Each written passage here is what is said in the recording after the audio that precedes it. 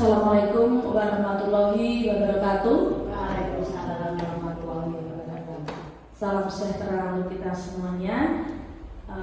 Bapak Ibu Guru SD Negeri Delik 1 yang kami hormati, terutama Ibu Rubiaton selaku calon guru penggerak angkatan 9. Bapak Ibu, terima kasih untuk saat ini Bapak Ibu sudah bersedia meluangkan waktunya untuk hadir di ruangan ini untuk kita bersama-sama belajar. Dan di sini nanti Guru Biaton selaku calon guru penggerak akan melaksanakan diseminasi modul 1.4, yaitu tentang budaya positif. Seperti itu. Nah, di sini kami mohon kesediaan waktunya untuk Bapak Ibu di sini untuk belajar bersama-sama, karena esensi utama seorang guru itu bukanlah mengajar, tapi yang paling utama esensi dari seorang guru itu adalah belajar. Ada istilah long life education, belajar seumur hidup. Nah, melalui wadah seperti ini kita juga sama-sama nanti akan belajar. Bu Rubiaton nanti akan menyampaikan budaya positif, hal-hal apa saja yang akan kita lakukan sesuai dengan filosofi KHD, salah satunya yaitu pendidikan yang berpihak pada murid. Nah, bagaimana nanti peran kita sebagai seorang pengajar, sebagai seorang pendidik yang tugas kita nanti berpihak pada murid untuk melayani anak nanti, bagaimana seperti itu. Dan tentunya tentang budaya positif nanti akan banyak dikupas tuntas, di sini akan dibahas bersama-sama, dan kami berharap Bapak Ibu bisa mengikuti kegiatan ini dan semoga kegiatan ini dapat berjalan dengan lancar dan menghasilkan hal yang baik, dan kita ambil hal yang baik untuk kita nanti terapkan di sekolah kita, terutama di kelas Bapak Ibu guru semuanya. Mungkin hanya itu. Selamat mengikuti diseminasi tentang budaya positif yang akan disampaikan oleh Bu Rubiaton. Terima kasih, hanya itu saja yang saya sampaikan. Wassalamualaikum warahmatullahi wabarakatuh. Monggo Bu Rubiaton waktu sepenuhnya.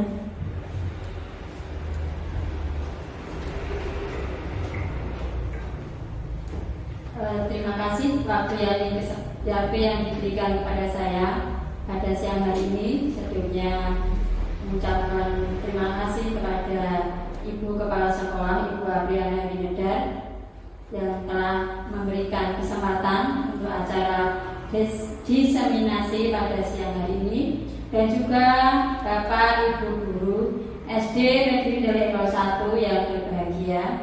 Marilah sebelum acara siang hari ini kita lanjutkan, kita akan buka dulu dengan berdoa. Semoga nanti acara ini lancar dari awal hingga akhir. Kita akan berdoa menurut agama dan kepercayaan kita masing-masing. Berdoa mulai.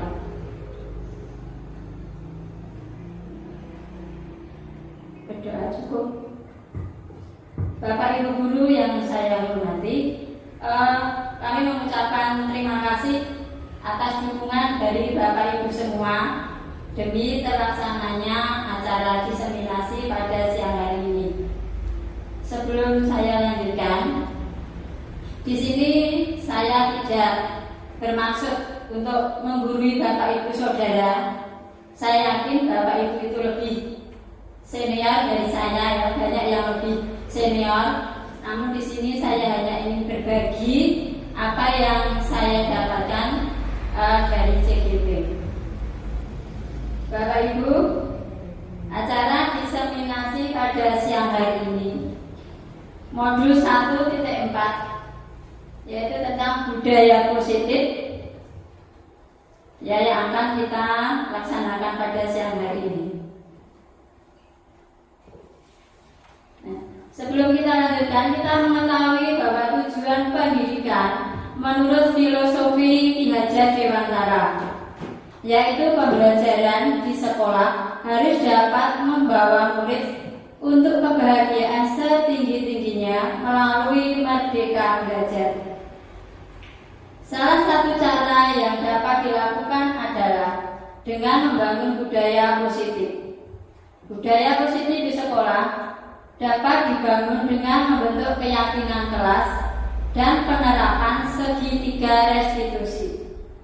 Dengan adanya keyakinan kelas yang disusun antara guru dan murid, maka semua akan mengupayakan untuk menjalankan sebagai langkah awal membangun budaya positif di sekolah. Dan dengan penerapan segitiga restitusi dapat membimbing murid berdisiplin positif agar merdeka.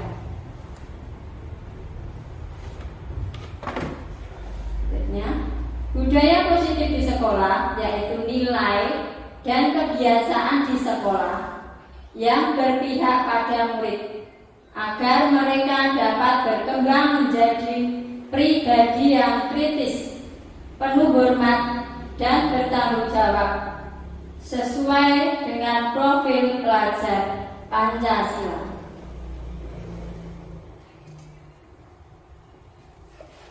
Nah, di sini ada konsep utama budaya positif.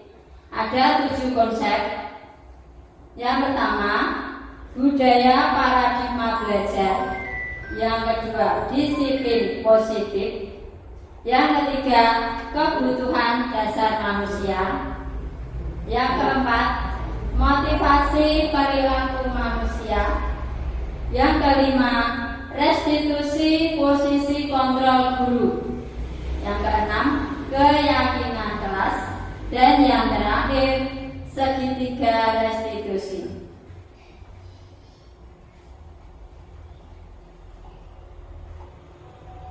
Untuk perubahan paradigma belajar dalam membangun budaya positif sekolah dapat menyediakan lingkungan yang positif, aman dan nyaman agar siswa mampu berpikir, bertindak dan mencipta dengan merdeka, mandiri dan bertanggung jawab. Yang kedua, disiplin sangat berkaitan dengan kontrol guru terhadap siswa.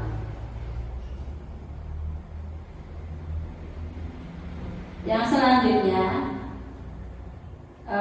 di sini ada sebuah ilustrasi. Anda dan teman Anda akan melakukan kegiatan cobalah buka. Nah, jadi ini seperti menggenggam tangan, kemudian nanti ada temannya yang membuka. Anda adalah A. Tugas Anda mengepalkan salah satu tangan Anda. Coba bayangkan Anda menyimpan sesuatu yang sangat berharga di dalam kepala tangan Anda. Anda perlu menjaga benda tersebut dengan sekuat tenaga karena begitu pentingnya untuk kehidupan Anda. Jadi ini salah satu mengepal tangan seolah-olah kita menyimpan sesuatu di dalam kepala ini. Tugas B rekan Anda mencoba dengan segala cara membuka kepala tangan Anda. Teman Anda dan B boleh membujuk, menghardik, mengintimidasi, memarahi, atau menggoda, menggelitik, bahkan menawari Anda uang agar bersedia membuka kepala tangan Anda. Kira-kira kalau ini terjadi, kira-kira Bapak Ibu bagaimana? Akan tetap mempertahankan atau yang hanya saja dibuka? Ada itu sesuatu yang sangat berharga di dalam kepala tangan ini. Nah, jawabannya ada dalam Bapak Ibu Saudara semua. Kemudian perubahan paradigma belajar. Perubahan paradigma teori kontrol, ilusi kontrol, Dr. William Besser. Yang pertama, ilusi guru mengontrol murid. Yang kedua, ilusi bahwa semua penguatan positif, efektif, dan bermanfaat. Ilusi bahwa kritik dan membuat orang merasa bersalah dapat menguatkan karakter. Ilusi bahwa orang dewasa memiliki hak untuk memaksa. Nah, ini menurut William Hesser.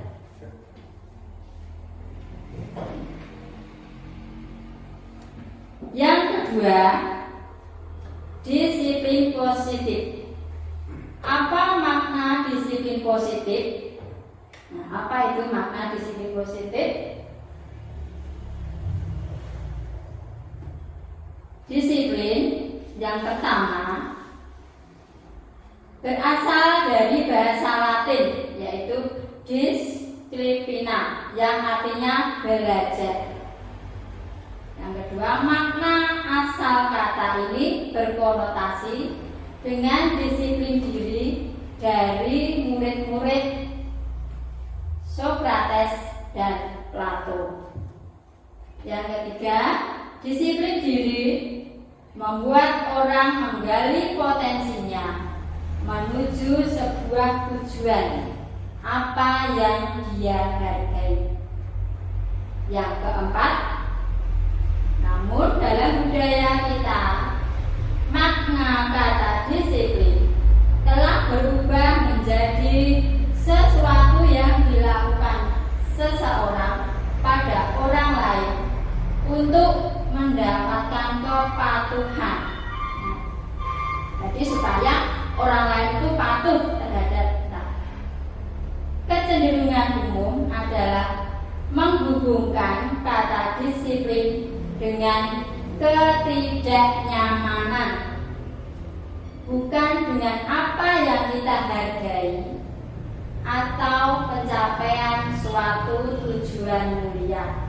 Nah, jadi sekali lagi, kecenderungan umum adalah menghubungkan kata disiplin dengan ketidaknyamanan, bukan dengan apa yang kita hargai atau pencapaian suatu tujuan mulia.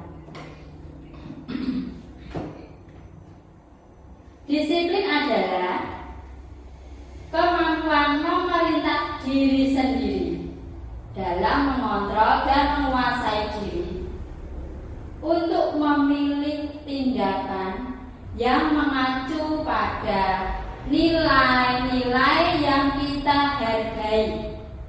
Jadi ada suatu nilai-nilai yang kita hargai dengan penuh tanggung jawab tanpa terperintah orang lain. Nilai-nilai yang kita hargai adalah nilai kebajikan atau sifat positif manusia yang merupakan tujuan mulia yang ingin dicapai setiap individu, yaitu nilai dalam profil pelajar Pancasila.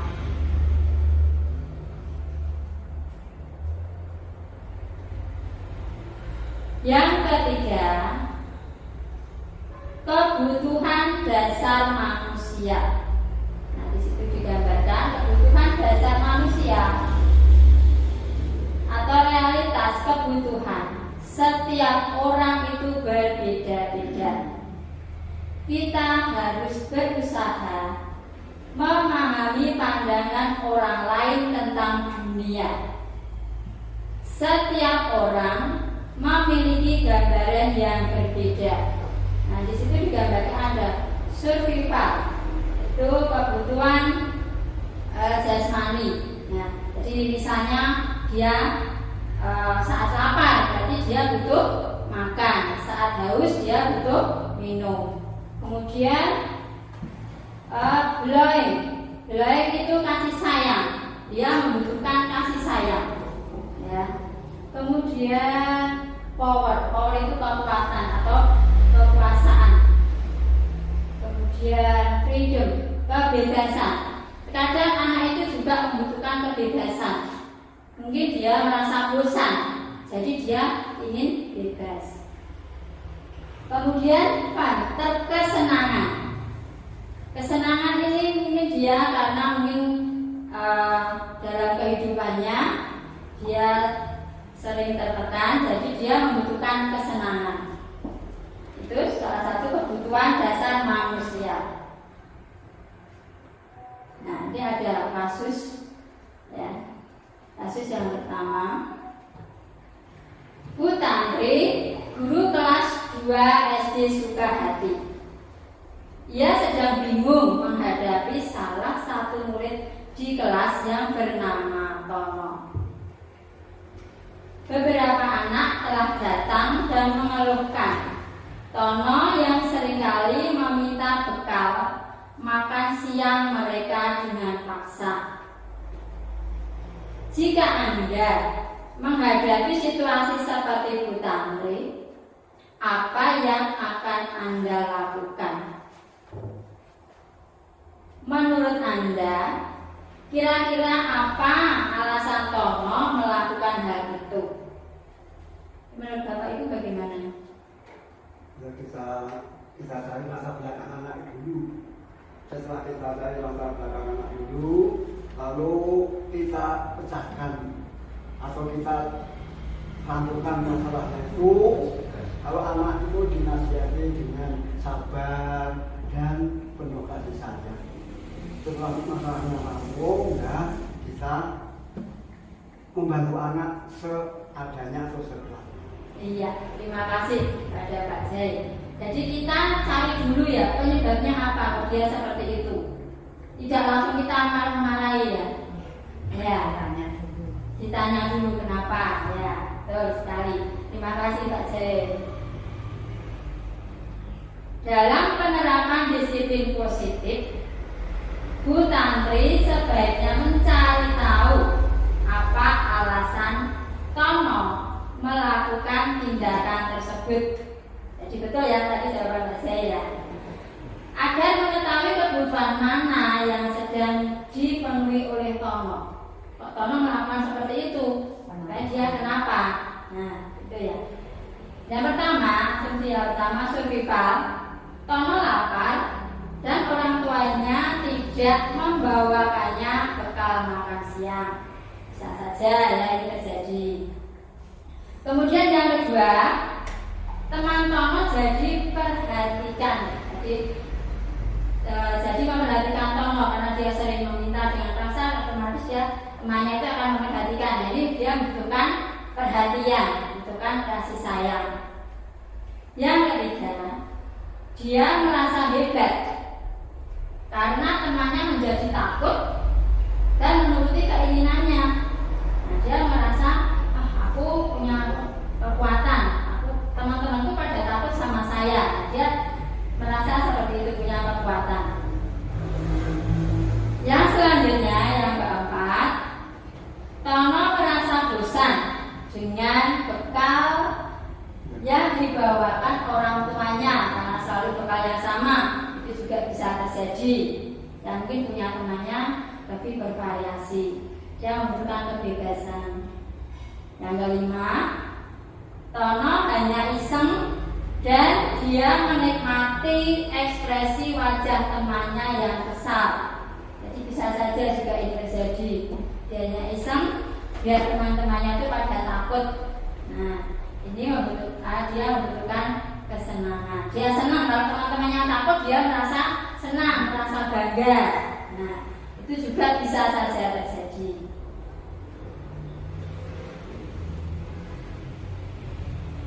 Kemudian yang keempat, teori motivasi perilaku manusia. Ini ada motivasi eksternal dan motivasi internal. Motivasi eksternal untuk menghindari ketidaknyamanan atau hukuman apa yang akan terjadi apabila saya tidak melakukannya. Jadi dia melakukan sesuatu akhirnya untuk menghindari ketidaknyamanan. Kalau saya tidak melakukan ini, nanti apa yang akan terjadi? Nah, itu motivasi eksternal. Yang kedua, untuk mendapatkan imbalan dari orang lain atau institusi apa yang akan saya dapatkan apabila saya melakukannya. Jadi motivasinya nanti kalau saya melakukan ini saya akan dapat apa ya? Dapat hadiah atau dapat penghargaan, mungkin dapat apa? Ujian. Ya. Itu termasuk motivasi eksternal. Jadi nanti bisa saja kalau dia tidak mendapatkan hadiah, penghargaan, dia tidak mau melakukannya. Yang ketiga, untuk menghargai diri sendiri. Saya akan menjadi orang yang seperti apa apabila saya melakukannya. Nah, ini dari motivasi internal, dari dalam diri. Saya nanti akan jadi seperti apa ya? Kalau saya melakukan ini, saya jadi seperti apa? Kalau saya melakukan yang ini, saya jadi seperti apa? Itu dari dalam diri sendiri. Yang merupakan tujuan disiplin positif. Nah, selanjutnya ada hukuman dan sanksi atau konsekuensi. Ini ada sebuah cerita lagi. Kita kurang menguasai pelajaran matematika, sehingga pada saat pelajaran tersebut berlangsung, dia lebih banyak berdiam diri atau menggambar di buku pelajarannya. Jadi dia tidak memperhatikan, dia malah asik menggambar. Pada saat guru matematikanya, Pak Wahyu, menanyakan pertanyaan pada Ita. Ita menjadi gugup dan tidak sengaja Ita ini menjatuhkan tasnya dari kursi. Tasnya jatuh. Serta menjadi gagap saat berupaya untuk menjawab. Karena tadi dia tidak memperhatikan, dia asik menggambar. Saat ditanya dia gugup ya, dia terkejut. Seluruh kelas tertawa melihat perilaku Ita yang bicara tergagap dan terkejut tersebut. Pak Wahyu pada saat itu membiarkan teman-teman menertawakan Ita yang tergagap dan malunya luar biasa. Jadi gurunya juga mendiamkan. Malahan minta Ita untuk maju ke depan dan berdiri di depan sambil menunjuk hidungnya karena tidak bisa menjawab pertanyaan Pak Wahyu. Kelas semakin gaduh dan anak-anak tertawa melihat Ita di depan kelas memegang ujung hidungnya. Pertanyaannya, apakah Anda setuju dengan tindakan Pak Wahyu terhadap Ita? Mengapa? Kira-kira setuju apa tidak? Tidak setuju, tidak setuju. Tidak setuju. Bagus. Nah, terima kasih. Yang kedua, menurut Anda, tindakan Pak Wahyu terhadap Ita adalah sebuah hukuman atau konsekuensi? Mengapa? Hukuman atau konsekuensi? Salah itu tadi hukuman termasuk. Jadi saya tanya satu-satu. Mungkin menurut Bumi bagaimana Bumi? Hukuman atau konsekuensi dari cerita Pak Wahyu tadi yang saat mengajar ada anak yang tidak memperhatikan, dia asik menggambar, terus ditanya dia gugup, teman-temannya menertawakan dan gurunya mendiamkan, anaknya disuruh maju untuk megang hidung gini, teman-temannya menertawakan. Kira-kira menurut Bumi ini hukuman atau konsekuensi? Konsekuensi. Mengapa? Mengapa? Konsekuensi. Mengapa? Hukuman atau konsekuensi? Hukuman. Karena dia tidak memperhatikan. Berarti setuju ya dia? Setuju. Setuju. Menurut Bu Yani bagaimana? Menurut saya seharusnya Pak Wahyu tidak berbuat demikian tadi ya yang dalam cerita. Soalnya kalau di depan teman-temannya anak itu menjadi sudah bisa. Ya. Seharusnya anak tersebut dipanggil, ada pendekatan tersendiri karena anak-anak satu dan yang lainnya punya perbedaan. Mungkin ada yang istilahnya ditunjuk-tunjuk di depan orang banyak itu tidak malu, malah bangga itu ada. Tapi ada yang semakin down, ya, itu ada. Dan sebaiknya Pak Wahyu ya itu tadi harus membutuhkan tempat dan waktu tersendiri, jangan di depan teman-temannya. Itu menurut saya termasuk hukuman persuasi, tetapi bukan hukuman juga ya itu ya Mbak ya.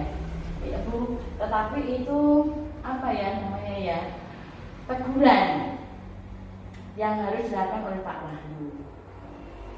Ini pilihannya hukuman atau konsekuensi? Nah, hukuman. Ya. Menurut Pak Syed bagaimana? Menurut saya itu tidak bagus.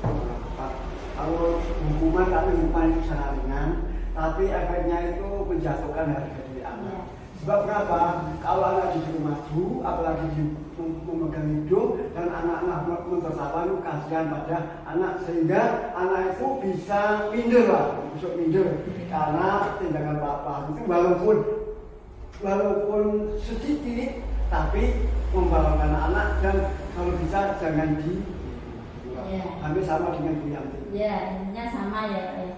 Itu dapat membuat malu anak, apa minder ya. Menurut Pak Syed bagaimana? Hukuman karena tindakan Pak Wahyu tadi bersama dengan Pak Jalani membuat anak itu merasa ketakutan karena ditertawakan oleh teman-temannya tadi, memegang hidung. Termasuk pembulian juga itu menurut saya. Ya, terima kasih. Bu Susi memberikan pendapat juga termasuk hukuman. Namun seharusnya untuk tindakan sebagai guru tidak seperti itu. Jadi Pak Wahyu mungkin bisa menegur anak secara halus atau secara pelan-pelan, mungkin dicari latar belakangnya dia mengapa kok tidak memperhatikan. Mungkin kekurangan itu juga ada pada diri kita yang mungkin belum bisa mengambil hati untuk anak bisa memperhatikan setiap anak satu persatu, itu mungkin berbeda-beda. Jadi itu kalau menurut saya hukuman seperti itu juga kurang tepat ya. Mungkin anak bisa ditegur tapi caranya tidak seperti itu ya, mungkin dinasihati secara pribadi atau dicari latar belakangnya penyebabnya apa. Ya, terima kasih. Terima kasih. Untuk saya itu merupakan suatu hukuman. Namun walaupun hukumannya itu dianggap ringan, tapi itu juga membahayakan anak. Kita menasihatinya itu dengan cara yang halus tapi tegas. Jadi sehingga anak itu tidak akan mengulang lagi. Kemudian kita juga mencari latar belakangnya. Mengapa? Kita cari alasan, kita tanyakan alasannya mengapa tidak memperhatikan. Namun kita tidak hanya menyalahkan anak. Kita sendiri juga harus koreksi bagaimana cara pengelolaan kelas kita. Apakah kita itu memperhatikan anak satu persatu apa enggak? Kalau kita itu lengah, apalagi anak-anak zaman sekarang itu, maka anak pun akan lari ke sana kemari sehingga mencari kesibukan sendiri. Karena kita hanya fokus, misalnya kita hanya memperhatikan buku saja atau hanya memperhatikan salah satu anak. Makanya kita saat mengajar itu pandangan harus luas. Walaupun kita seolah-olah memperhatikan sana, tapi ya sebelah sana pun kita harus tahu apa yang dilakukan, sehingga itu anak di dalam pembelajaran itu tidak ada waktu lenggang untuk mencari kesibukan sendiri. Hanya itu. Ya, terima kasih untuk jawaban dari Bapak Ibu semuanya benar. Itu merupakan suatu hukumannya. Tidak seharusnya Pak Wahyu langsung menyuruh maju, disuruh berdiri pelan dan teman-temannya menertawakan dia. Itu akan berdampak anak tadi menjadi minder. Nah, rasa percaya dirinya akan semakin berkurang. Untuk selanjutnya, hukuman, sanksi atau konsekuensi. Hukuman, sesuatu yang menyakitkan harus terjadi. Sedangkan konsekuensi, sesuatu harus terjadi.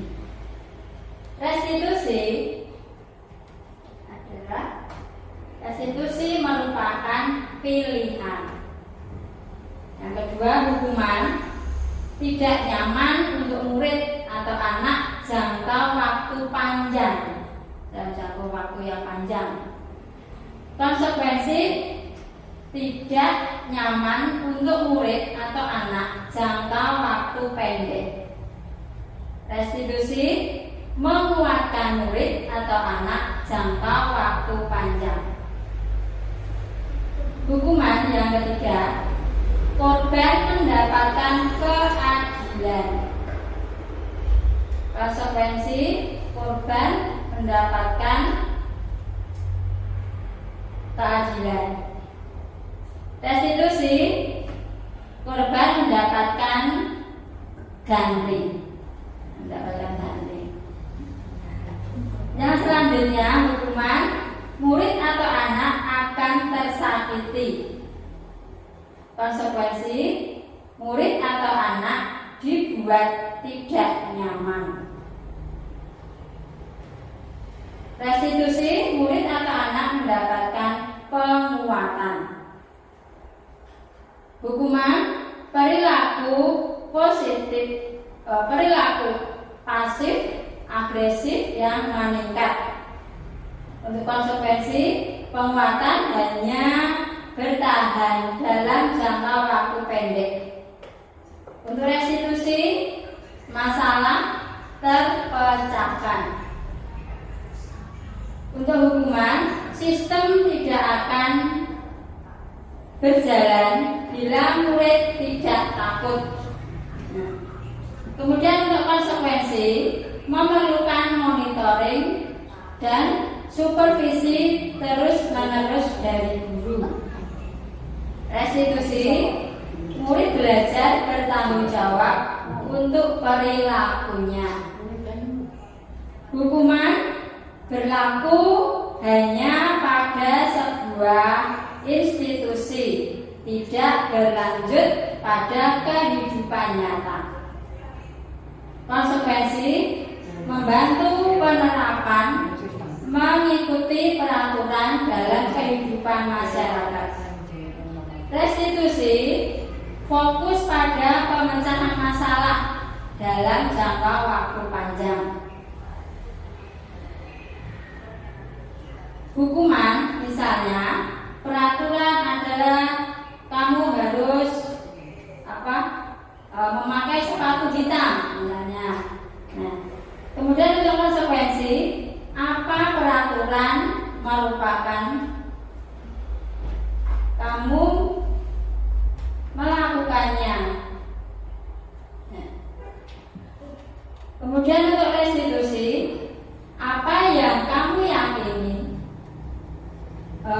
juga bisa apa yang bisa kamu lakukan untuk memperbaiki masalah ini.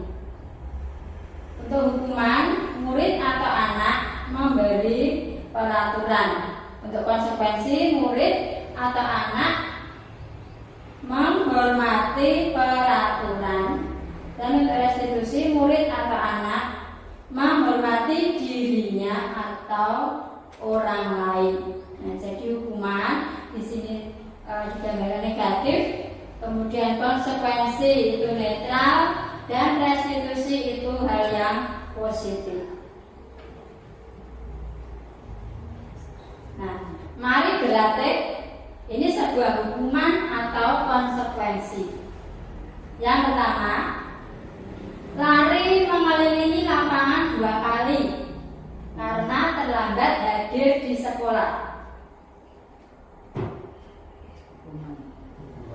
Hukuman.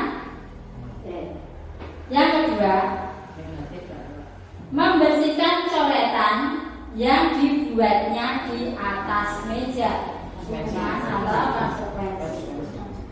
Yang ketiga, murid diminta push up 10 kali karena tidak menggunakan masker di sekolah. Selanjutnya, menggantikan kertas tugas teman yang telah dicoret-coret. Konsekuensi. Selanjutnya, berjemur di lapangan jam 12 siang karena mengobrol dengan teman saat jam pelajaran. Murid diminta melepaskan sepatu sepanjang hari karena sepatu yang dipakai tidak berwarna hitam sesuai dengan peraturan sekolah. Nah, Berdiri di depan kelas sambil mengangkat kaki satu karena tidak bisa menjawab pertanyaan. Nah, dari jawaban Bapak Ibu tadi mari kita lihat. itu mah betul semua. Betul? Ya, 100 berarti untuk Bapak Ibu. Hukuman itu sebenarnya negatif soalnya. Yang kelima, restitusi posisi kontrol dulu. Nah, ini ada 5 posisi kontrol dulu. Yang pertama, penghukuman. Dia bisa sebagai penghukum. Yang kedua, membuat rasa bersalah. Yang ketiga, sebagai teman. Yang keempat, posisi kontrol dulu juga bisa sebagai pemantau. Dan yang terakhir, posisi kontrol dulu bisa sebagai manajer. Ada 5 posisi kontrol dulu.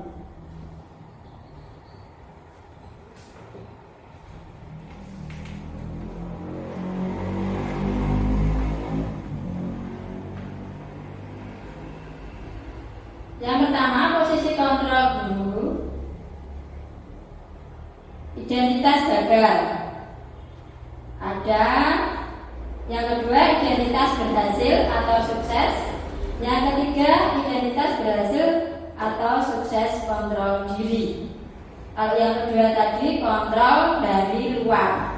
Yang ketiga, kontrol diri. Menghindari hukuman. Ada penghukum dan ada pembuat merasa bersalah. Guru berbuat, penghukum menghardik, menunjuk-nunjuk, menyakiti, menyindir. Pembuat merasa bersalah, berceramah dan mengatakan seharusnya ibu kecewa. Kemudian posisi sebagai teman, membuatkan alasan-alasan untuk muridnya. Sebagai pemantau, menghitung dan mengukur. Sebagai manajer, mengajukan pertanyaan-pertanyaan. Yang kedua, guru berkata. Sebagai penghukum, kalau kamu tidak melakukannya, awas ya, rasakan nanti. Itu contohnya. Sebagai pembuat rasa bersalah, kamu seharusnya sudah tahu ibu lelah sekali mengatakannya, ibu stres. Nah, itu contoh-contoh kalau pembuat rasa bersalah. Kemudian sebagai teman, ayolah lakukan demi ibu. Masa kamu tidak mau? Ingat tidak, ibu pernah bantu apa buat kamu? Misalnya seperti itu. Sebagai pemantau, ditanya apa peraturannya. Sebagai manajer, apa yang kita yakini? Apa yang bisa kamu kerjakan untuk memperbaiki masalah ini? Itu pertanyaan yang dilontarkan. Hasil, penghukum memberontak, menyalahkan orang lain dan berbohong. Pembuat merasa bersalah, menyembunyikan, bisa menyembunyikan, menyangkal dan berbohong. Sebagai teman, ketergantungan. Sebagai pemantau, menyesuaikan diri bila diawasi. Sebagai manajer, menguatkan pribadi. Artinya, kaitan dengan dunia berkualitas. Penghukum, murid meletakkan guru di luar dunia berkualitas. Sebagai pembuat merasa bersalah, murid meletakkan guru di dalam dunia berkualitas. Sebagai teman, murid meletakkan guru sebagai orang yang sangat penting di dunia berkualitas. Sebagai pemantau, murid meletakkan guru, peraturan dan hukuman di dunia berkualitas. Sebagai manajer, murid meletakkan dirinya sebagai individu yang positif dalam dunia berkualitas.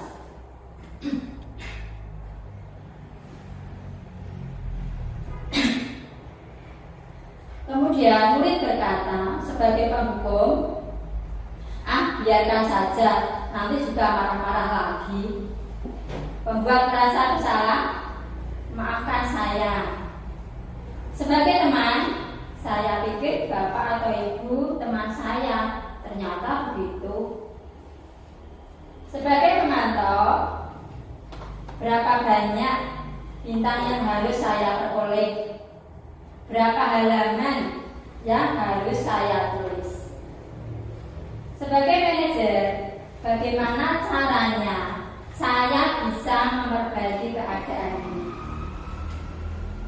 Terakhir, dampak pada murid. Sebagai penghukum, akan mengulangi kesalahan. Sebagai pembuat merasa bersalah, akan merasa rendah diri. Sebagai teman, dia merasa lemah, tidak mandiri, dan tergantung pada orang lain. Sebagai pemantau, menitik beratkan pada sanksi atau hadiah untuk dirinya. Sebagai manajer, mengevaluasi diri, bagaimana cara memperbaiki diri. Posisi kontrol guru. Di sini ada pernyataan-pernyataan dan siapa yang mengatakan. Saya kecewa sekali dengan kamu. Itu murid akan dia merasa bersalah. Dia sangat merasa bersalah. Membuat orang merasa bersalah. Kamu tidak pernah benar melakukannya. Sebagai penghukum, ayolah lakukan demi ibu atau bapak. Sebagai teman, apakah kamu mau mendapatkan stiker bintang hari ini? Nah, itu sebagai pemantau. Bagaimana kamu bisa menyelesaikan masalah ini? Sebagai manajer. Dan satu lagi, kamu selalu yang paling terakhir. Sebagai penghukum. Kasus yang pertama. Pada hari Selasa, Pak Hasan tidak masuk sekolah.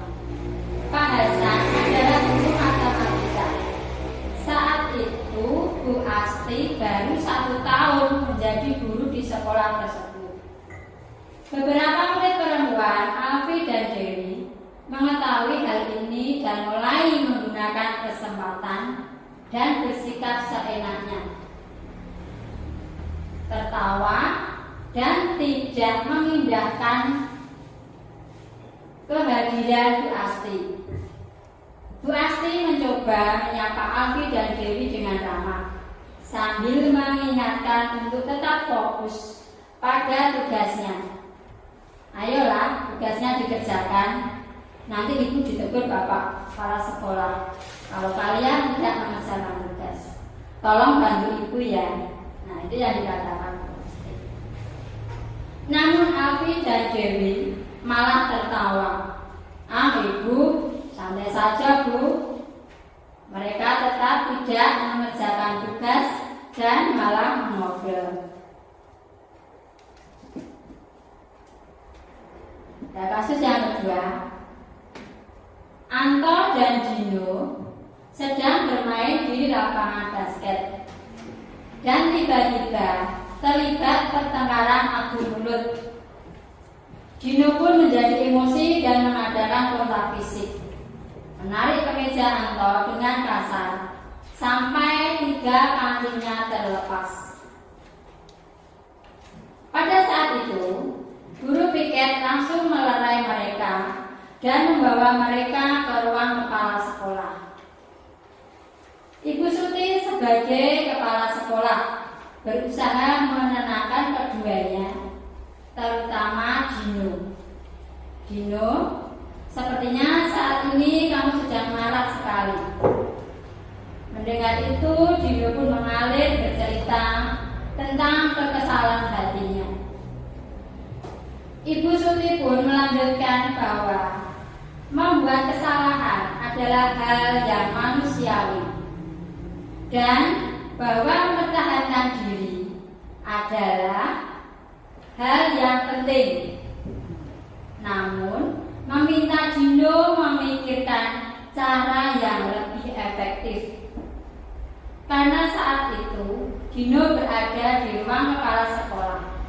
Bu Suti melanjutkan bertanya tentang keyakinan sekolah yang telah disepakati serta apakah Dino bersedia memperbaiki kesalahan yang telah dilakukan terhadap Anto. Dino pun akhirnya mengangguk. Kemudian Ibu Suti balik bertanya kepada Anto, hal apa yang dapat dilakukan Dino untuk memperbaiki kesalahan? Anto menjawab, saya perlu kancing saya diperbaiki, Bu.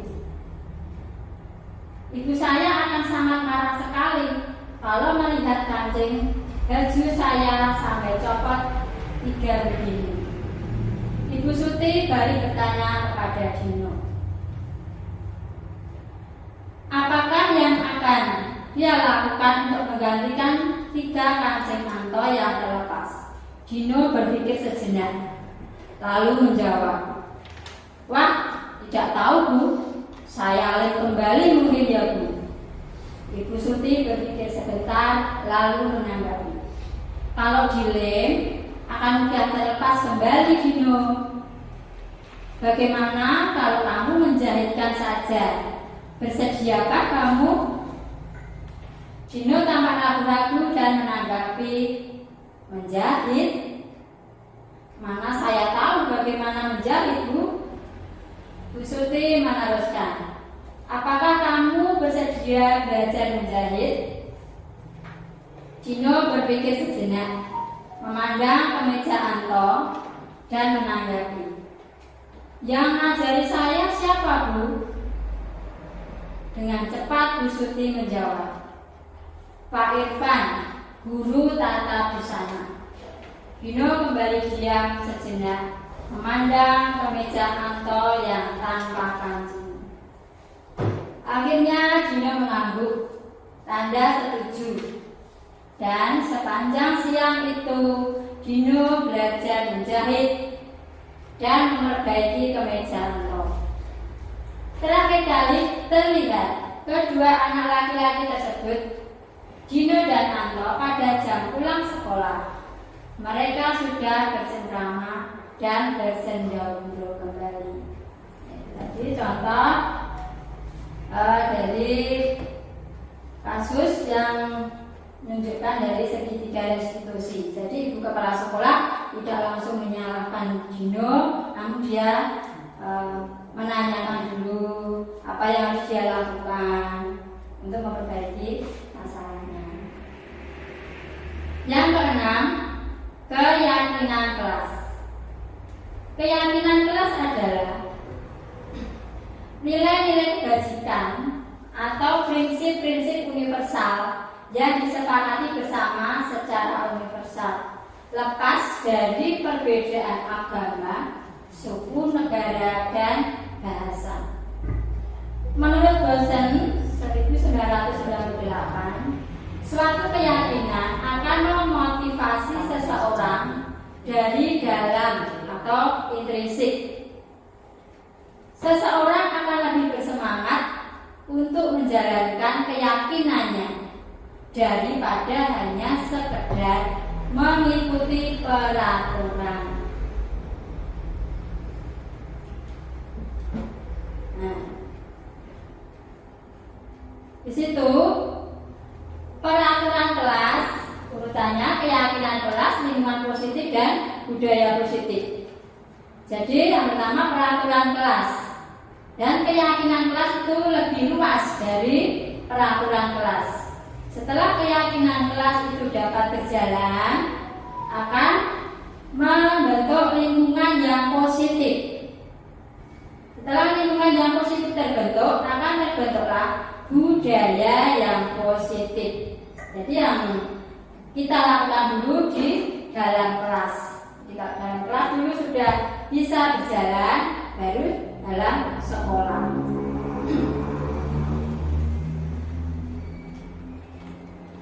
Ada peraturan dan juga keyakinan kelas atau nilai kebajikan yang dituju.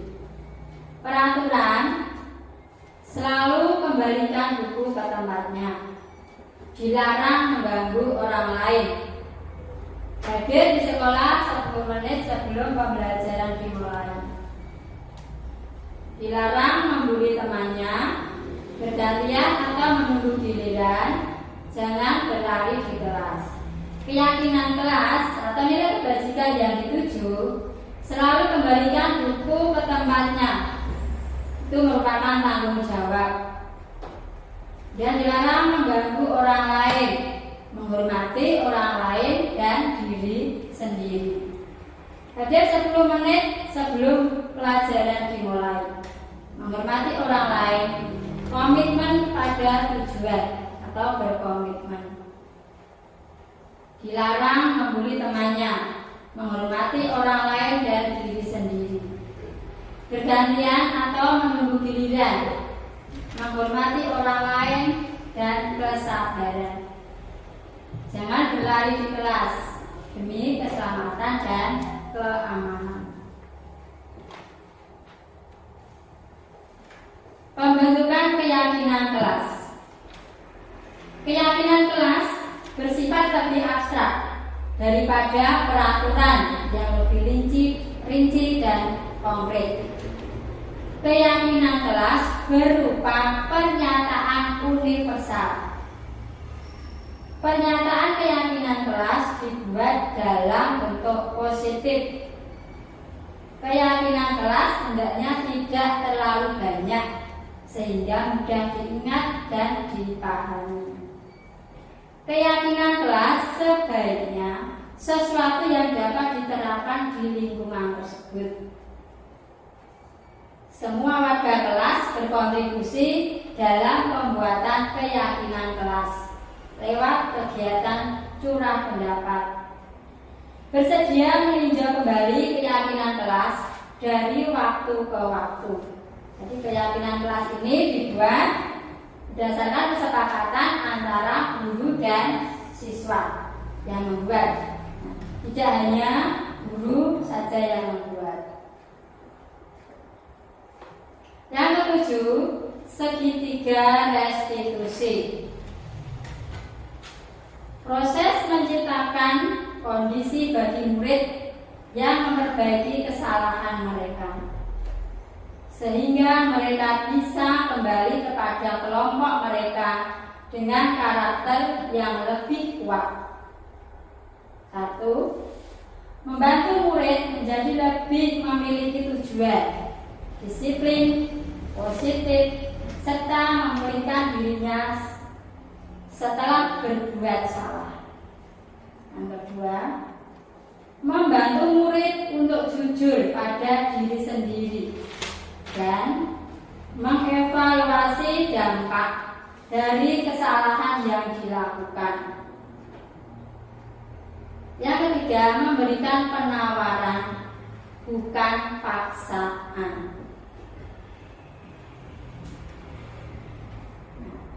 Ini segitiga restitusi. Ada 3 tahapan segitiga restitusi. Yang pertama, menstabilkan identitas. Misalnya, setiap orang pasti pernah melakukan kesalahan. Atau kamu bukan satu-satunya orang yang pernah berbuat salah. Tahapan yang kedua, validasi tindakan yang salah. Misalnya, kamu tentu punya alasan mengapa melakukan itu. Yang kedua, adakah cara yang lebih efektif untuk mendapatkan apa yang kamu butuhkan? Tahapan yang ketiga yaitu menanyakan keyakinan. Contohnya, keyakinan kelas apa yang telah kita sepakati sepakati. Ini di kelas sudah membuat keyakinan kelas, jadi bisa ditanyakan keyakinan kelas apa yang telah kita sepakati. Yang kedua, kamu ingin menjadi orang yang seperti apa? Nah, itu tahapan dari segitiga restitusi. Tahapan segitiga restitusi. Yang pertama tadi menstabilkan identitas. Berbuat salah itu tidak apa-apa. Tidak ada manusia yang sempurna. Saya juga pernah melakukan kesalahan seperti itu. Misalnya kita bisa menyelesaikannya. Bapak atau ibu tidak tertarik mencari siapa yang salah, tapi bapak atau ibu ingin mencari solusi dari permasalahan ini. Kamu berhak merasa begitu. Yang kedua, validasi tindakan yang salah. Yang pertama, kamu pasti punya alasan mengapa melakukan hal ini. Yang kedua, kamu patut bangga pada dirimu sendiri karena kamu telah melindungi sesuatu yang penting buatmu. Yang ketiga, menanyakan keyakinan. Contohnya, apa yang kita percaya sebagai keyakinan kelas atau keluarga? Apa nilai-nilai umum yang telah kita sepakati? Apa bayangan kita tentang kelas yang ideal? Itu bisa kita. Kamu mau jadi orang yang seperti apa? Itu contoh-contoh pertanyaan yang bisa kita. Penerapan segitiga restitusi.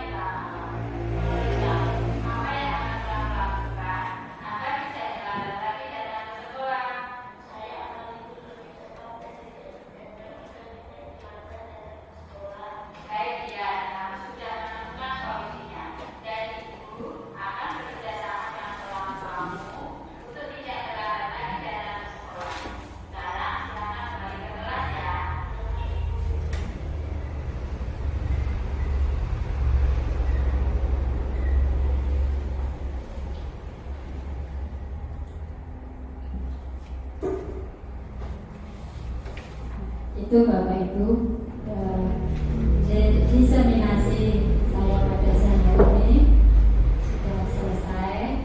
Mungkin dari Bapak Ibu ada yang mau bertanya. Terima kasih untuk waktunya.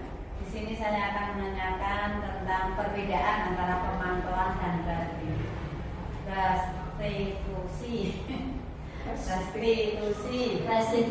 ya. Ada lagi? Saya dalam jenjang SD yang menangani seperti restitusi itu apa harus kepala sekolah atau guru agama atau juga mungkin wali murid yang harus menangani tentang masalah restitusi? Di SD ya Bu? Ya, di SD tentunya. Ya, terima kasih. Saya akan mencoba menjawab pertanyaan dari Bu Sari. Perbedaan pemantau dengan restitusi ya Bu ya. Tadi sudah dijelaskan, pemantau itu hanya mencari kesalahan, ya, dan konsekuensinya apa. Gitu. Tapi kalau restitusi ditanyakan dulu alasannya kenapa. Setelah tahu terus apa yang akan dia lakukan, dicarikan jalan keluarnya. Walaupun juga ada konsekuensi yang harus dijalani, tapi dia tahu jalan keluarnya apa. Oh, saya harus begini. Nah, seperti tadi dalam video tadi, kalau misalnya datang terlambat, alasannya apa? Karena malam dia begadang. Nah, supaya tidak terlambat bagaimana? Dia tahu bahwa harus tidur tidak malam dan tidak begadang. Itu besar. Ya, terima kasih. Kemudian untuk yang kedua, untuk jenjang SD yang menangani kepala sekolah atau guru agama atau kelas ya. Kalau di SD kebanyakan tidak ada guru BK ya. Jadi kita lihat dulu. Kalau biasanya yang menangani yang seharian di kelas itu guru kelas. Jadi yang pertama guru kelas dulu. Kalau mungkin pas di situ mungkin pas jam agama, kejadian itu terjadi pas jam agama, ya mungkin guru agama ya menyelesaikan. Kalau sudah guru kelas, guru agama tidak bisa, nah baru ke kepala sekolah. Nah jadi kita lebih ke posisi kita itu lebih ke manajer ya. Jadi manajer bukan sebagai penghukum, bukan sebagai pembuat rasa bersalah. Nah, jadi lebih tepatnya ke manajer. Bapak Ibu, sekian diseminasi saya pada siang hari ini. Saya mengucapkan terima kasih atas kesediaan Bapak Ibu yang telah meluangkan waktu yang seharusnya mungkin sudah bisa istirahat, tapi masih ada di tempat ini. Saya mengucapkan terima kasih sekali atas dukungan dan kerjasamanya. Semoga acara diseminasi pada siang ini dapat bermanfaat untuk kita semua. Yang terima kasih. Apa kabar? Alhamdulillah baik, sehat, luar biasa. Yes. Ya, hari ini kita akan membuat keyakinan kelas. Tahu keyakinan kelas itu apa? Ya, seperti peraturan atau tata tertib di kelas. Berarti kalau di kelas siapa yang mentaati?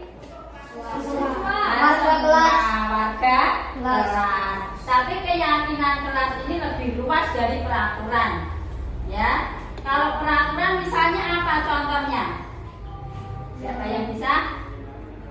Memakai atribut lengkap saat dari sini. Oh iya, memakai atribut lengkap saat dari Senin. Ada lagi? Contohnya? Tidak boleh makan di kelas saat jam pelajaran. Tidak boleh makan di kelas saat jam pelajaran. Ya, itu peraturan kelas. Kalau keyakinan kelas itu kata yang positif. Jadi misalnya tidak tidak makan di kelas saat jam pelajaran, itu bisa kita ganti dengan apa? Makan saat istirahat. Ada lagi yang lain? Misalnya peraturan di kelas banyak sekali.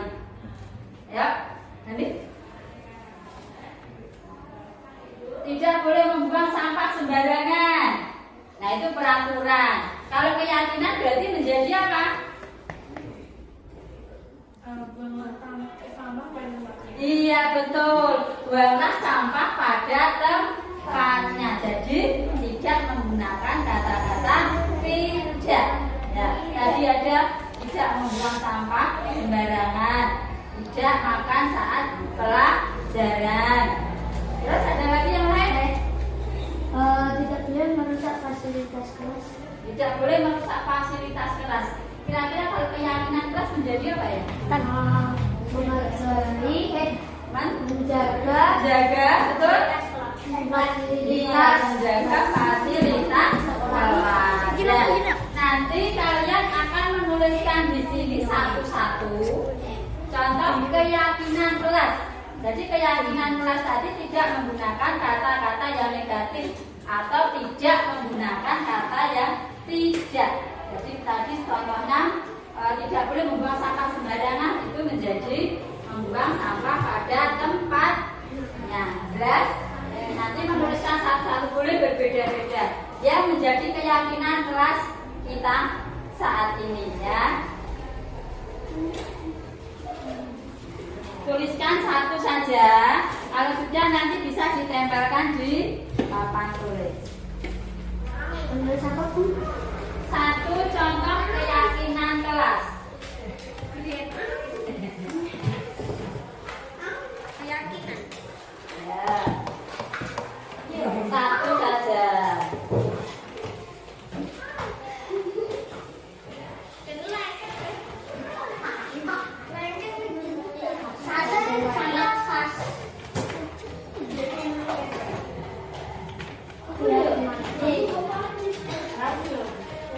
Satu ya, Bu. Ya.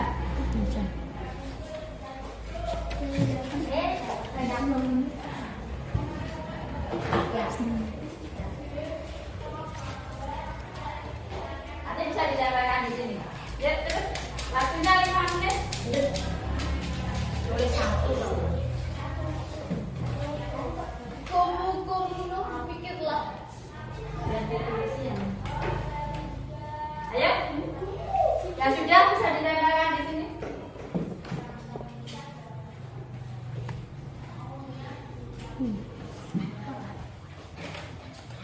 Sudah, Bu. Sudah tempelkan di sini. Satu ya? Iya, satu saja.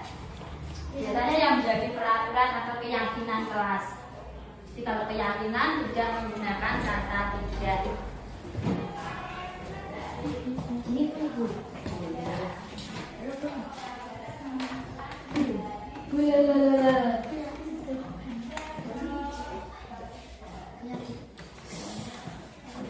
Bapak kok nanti.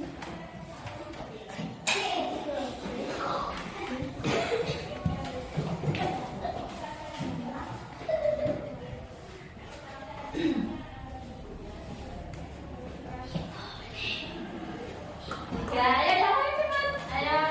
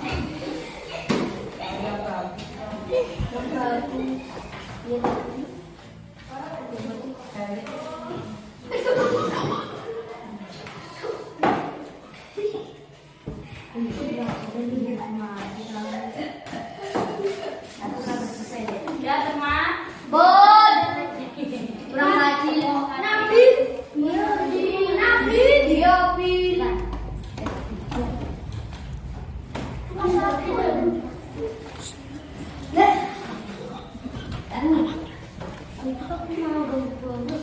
Aku mau yang mana mau?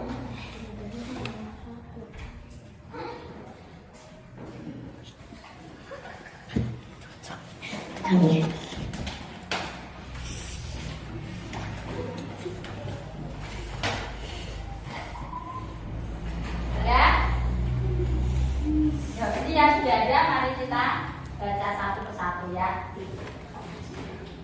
Keyakinan kelas, dengarkan gurumu saat